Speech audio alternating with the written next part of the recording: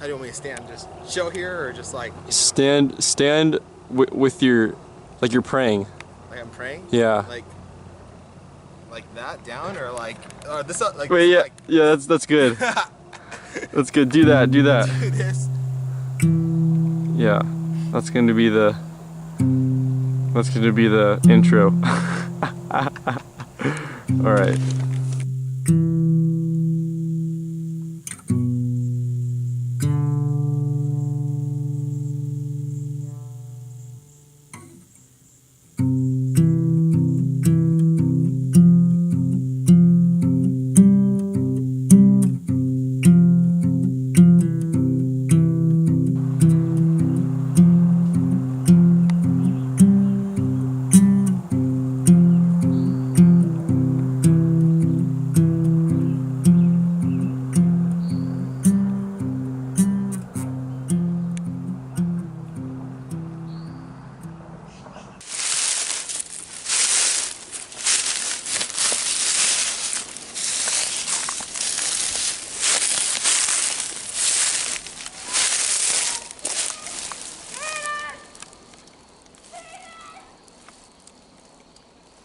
I think they're playing that game where they're trying to say penis like as loud as they can until like one of them chickens out, whatever.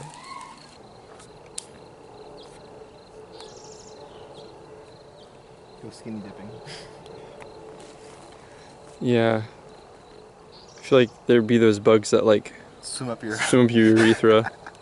Those are scary, dude. I know. I think those are only in Africa or Vietnam as well. There's there in South. I know there's one in South America. It's a fish in South America. And, like, Oh. I think it's in the Amazon River. It's like a fish, not just like like parasites, like bugs.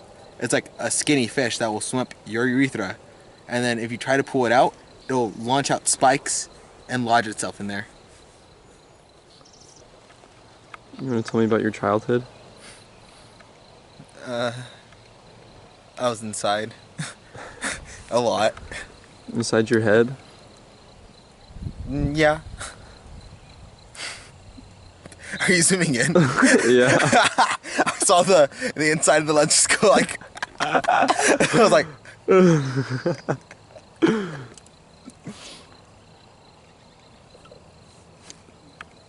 Did you believe in God as a child? Yeah. I was actually really religious as a little kid. Really? Mhm. Because your parents shoved it down your throat, or? They were kind of like, hey, you should go. They never really went to church a lot. They were kind of like, hey, you should go, and we want you to go to like catechism and stuff like that. Yeah. And at some point, I kind of like wanted to too, but I guess probably because they showed me like, hey, I should be doing this. Yeah. So that became like. Because Really... you were scared of God and you didn't want to go to hell. Honestly, I didn't even really think about hell at all or anything. I was just kind of like, well, what is this? I kind of want to find out more. That's why you're probably way more aligned with Eastern religions, where there's no hell, Yeah. and there's only like a kind of heaven. Just But it's more, what would that be like? More just like enlightenment? yeah, enlightenment. Becoming one with the universe? The man on the moon. Yeah. Like it's like a person on there, and then in like Eastern / in Chinese, more specifically, like I don't remember exactly what religion or but it's the what was it? The rabbit on the moon. I don't know if you can see like the ears right there, the 2 ears right there, and it's like a body. Like yeah, on the top bit, this is like the ears right there. No. Yeah, it goes along Wait, with no. one of the like this goddess is named Changa, and she's like, I don't know if she lives on the moon. I don't remember exactly what she's just, I think she lives on the moon or something, or the goddess of the moon or something. And then she has like a jade rabbit that lives on the moon, or yeah. I wish I lived on the moon. Maybe someday. Maybe. I wish I was a goddess. Right? Remember I was talking to you about a bunch of Eastern religions the other night, and I remember there's one, which is the teachings, or like not the teachings, the way that they kind of describe a lot of this stuff is really sketchy. Yeah. In terms of like, or obviously that all religions have some sort of like little bit of sketchy, like where everyone's kind of skeptical about like, oh well. Yeah, there's always something, yeah. right? You know. And Sikhism, and like I guess I could also totally be like wrong or interpreted a lot of this stuff wrong, but in a lot of it was kind of a lot of like obviously in a lot of religions there's a lot of this idea of like blind faith. Yeah. In Sikhism it was like a lot of blind faith. It was kind of just like just go with the flow. All right, just Yeah. that's another one of those Eastern religions that like is paired up a lot with like like Buddhism, Hinduism, stuff like that. Is like people can be, or like a lot of people are Buddhist, Sikh, and Hindu at the same time. Oh yeah, they're you're all, saying that. like they're kind of like they all can work together. Yeah. But like Sikhism is just still like a weird, like when I was reading about it, I was like, oh, this seems so weird. Where it's just kind of like go with the flow. You can't really change anything. You can't Yeah. really do anything, and like don't try to make your life better than what it's gonna be. You're just gonna have to settle. Oh wait, so that's kind of like what you're talking about. The caste system. Yeah, the caste system. Kinda, What religion were you saying that they do that in? Hinduism. Oh, that's Hinduism? Yeah. Go them. Go them for like accepting like the world that that they were given. Yeah, so don't try to do better. You're gonna Don't have any ambition. Don't have any ambition. Yeah. Yeah. So that's like I really appreciate a lot of Eastern religions, like like teachings and ideals and stuff like that. Yeah. It's just a lot of the ideas of kind of just like you're a cog that's a lot of what Eastern religions are, is like you're a cog and you have to fit in your place. And that's what I'm not totally okay with. Not totally happy about that idea, but also there's a sort of like acceptance. There's an idea of acceptance with that. It's like a piece. It's like a kind of Yeah. Because admittedly, or like obviously this is like when people use this this phrase, it's negative, but like there is some merit to it. Is like ignorance is bliss. Yeah. If you're you don't know if you can't you don't try to like pursue some sort of like I guess if you don't try to be ambitious and try to like have an idea of like, oh, I could do more, then you can be happy with where you're at. Yeah. And if you're happy where you're at, you can establish kind of a balance.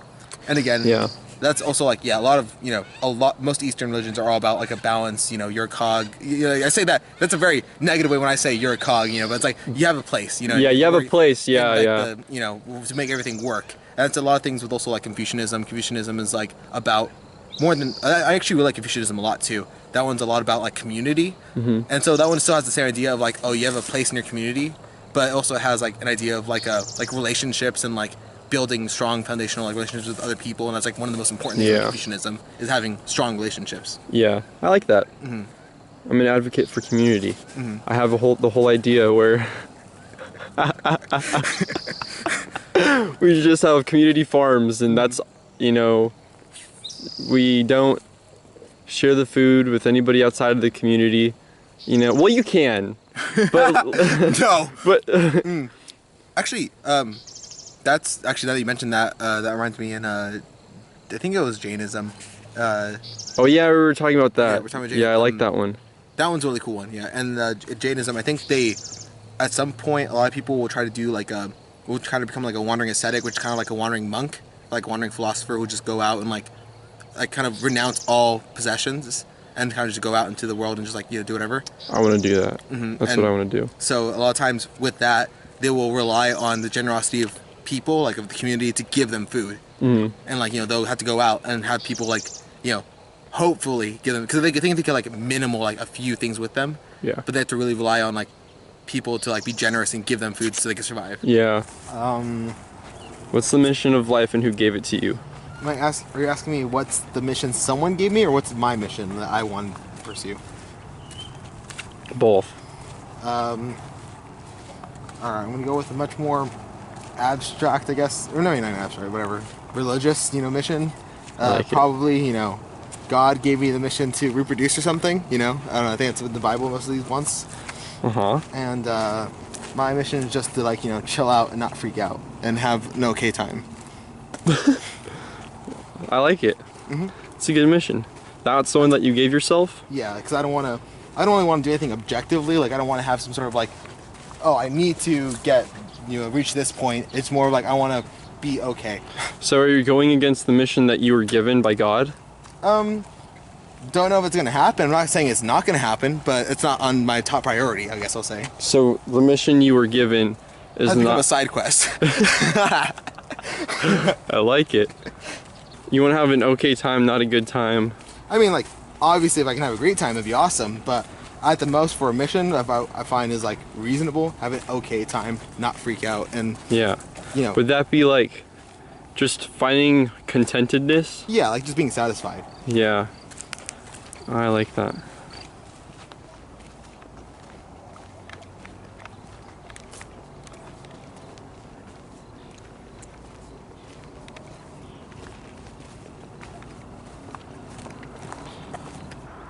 What does pop culture mean to you? I don't know. Maybe just...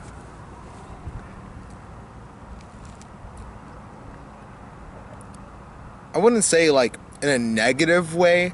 When I kind of start structuring this, it's gonna sound kind of negative, but maybe like kind of a formulaic way to unite people into like a, you know, like something that's like easy, a digestible way, like have people like a community. It's a way of turning people into sheep. I wouldn't say that exactly, because like I think pop culture is fine with like just being able to like have a community and like being able to like get like, you know, an easy way to get people like invested in something, like, you know, oh, this is really popular, I enjoy it. Doesn't, just because it's popular doesn't mean it's negative or like I am a sheeple, you know. It's a way to control the youth. Yeah, sure. Yeah. Pop culture, evil. That's what Eric thinks. And that's the job of an anthropologist. To interpret other people's opinions and beliefs and ideas.